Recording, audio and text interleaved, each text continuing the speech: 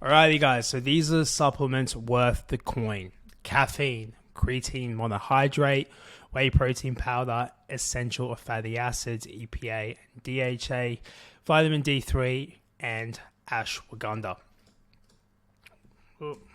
So caffeine.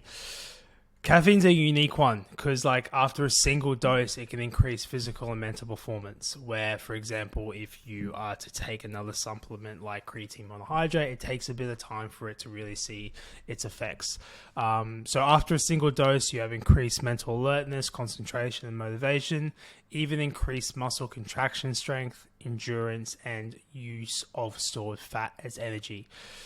Also, to all those benefits, it also decreases the perception of fatigue. So obviously you'll be saying, wow, that's amazing for training. However, I do suggest to assess with lower doses initially to minimize the side effects such as anxiety, sleeplessness, irritability, and stomach distress. So anywhere between zero point 0.3 to 0.6 grams per kilogram body weight is worth consideration. Again, I'm not recommending, just more good, giving you a gauge of what the literature has recommended itself around 6 minutes before training or competition. This is not individual also.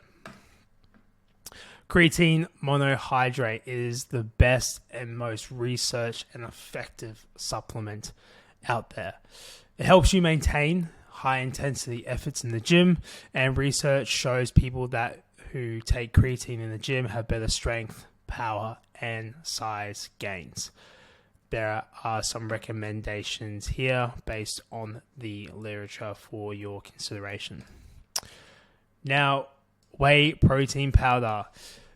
This one is a little bit challenging to digest. So, whey protein powder, what it is, it's a fast digesting protein source with a high profile of essential amino acids, which are the building blocks of protein.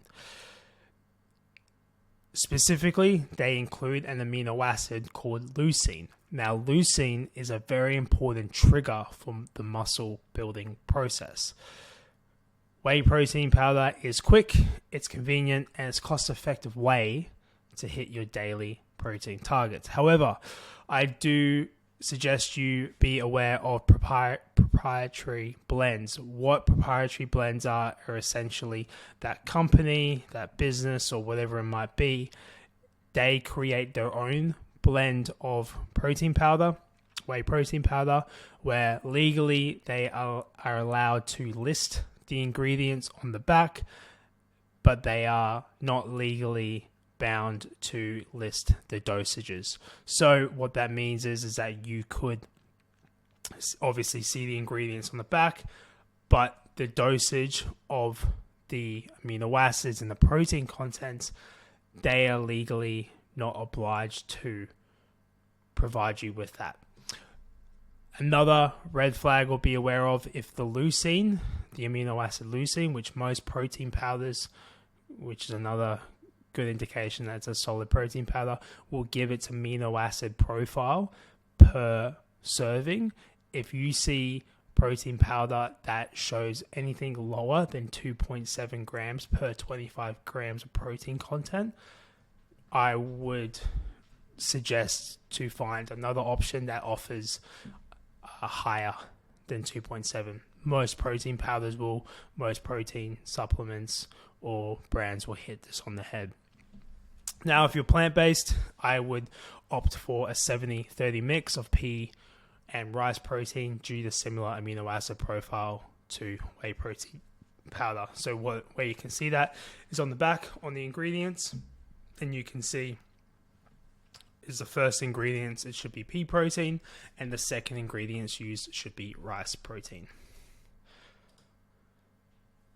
Essential fatty acids, EPA and DHA, they provide a whole host of health and performance benefits: anti-inflammatory, improved recovery time, mood state.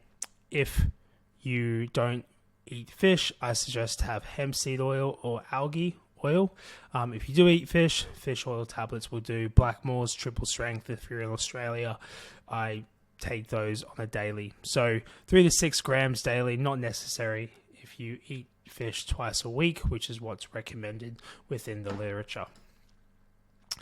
Vitamin D3, now this is very, very important for individuals in climates that are not too exposed to sunlight, example the UK.